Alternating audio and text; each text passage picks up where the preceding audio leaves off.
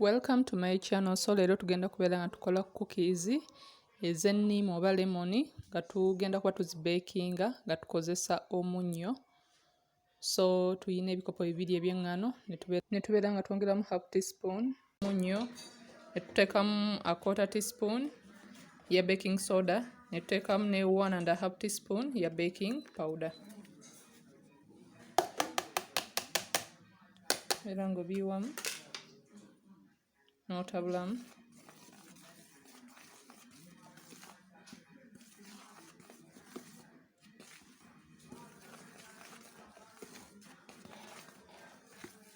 Mu jjiiko 7 eza butter oba blue band, yiwamu ekikopo kimu ekya sukaali.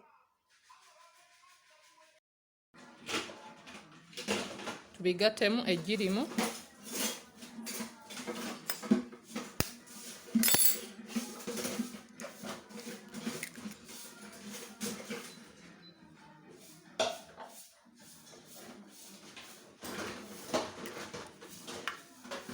Nina juice gwe nkamudde okuva mu nniimu, nkozesezza enniimu 2, so zinganga tablespoons 4 ku 5.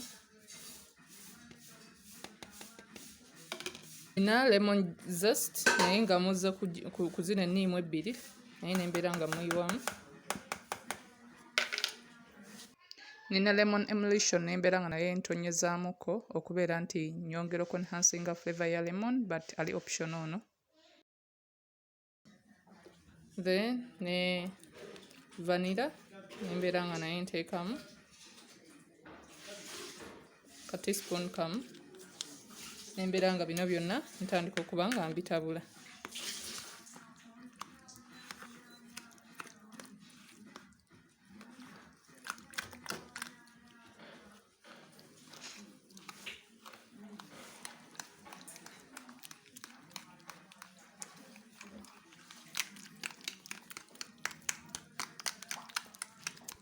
Bikube paka nga sugar dissolvinze, kuba sukaali oyo wanaaba tadissolvinze agenda kubeera nga alabikira mu cookies ng'ozibakinga. So mukube paka sukaali abeere nga yeetabula yonna yonna nga tugiyiwamu.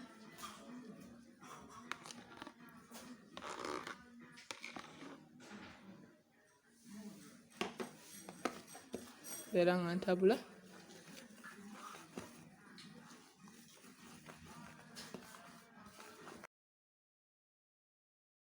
N'ogiwa n'ogimaliramu.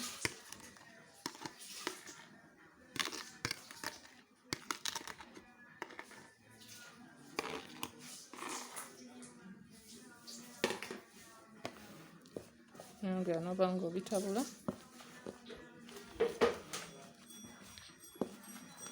Tibeera ng'eŋŋaano ogikanda obeere ng'ofuuminga ddo.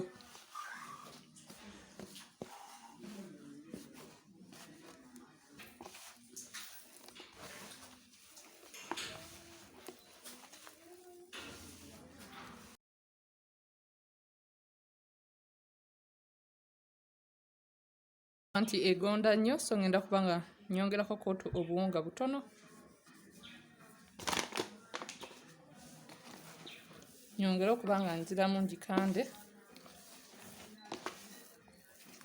Niyo osobola okuba ng'ogirekerawo wali nga weebadde.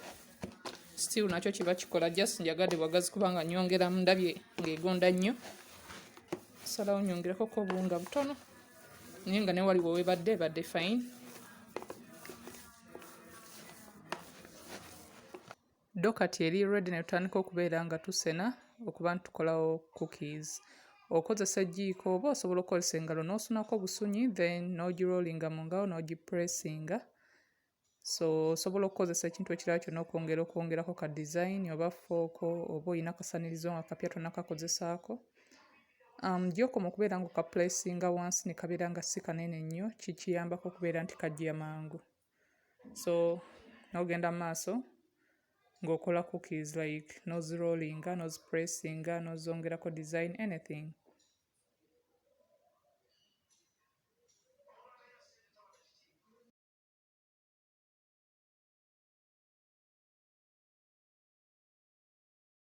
Zino cookies funa entamu, teekamu omunnyo ofune ekintu ekya metal oba ejjinja ezzungu oliteekemu, ogibikeko egire preheatinga okumala eddakiika nga 5 ku medium heat.